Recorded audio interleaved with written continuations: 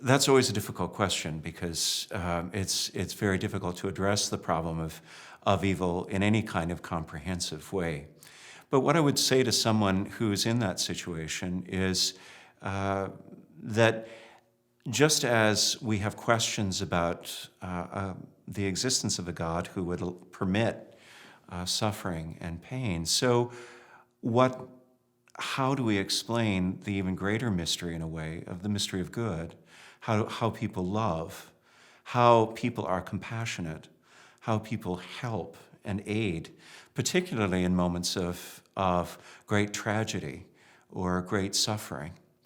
I might point to those that person might have experienced himself or herself who have helped them in their moment of trial or in particular difficulty, and ask them why the good.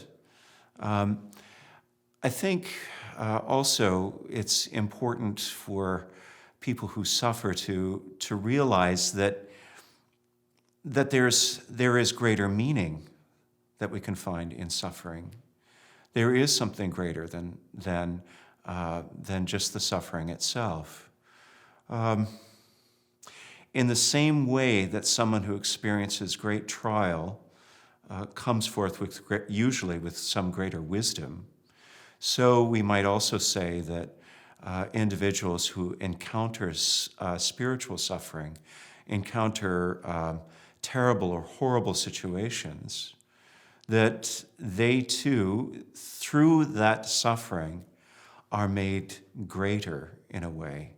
They are given graces, given gifts that will help them to be an even greater example. There's a way in which suffering can temper us. Just as steel is tempered, so the human soul can be tempered through the trial, the crucible of suffering, and come out on the other end, in a sense,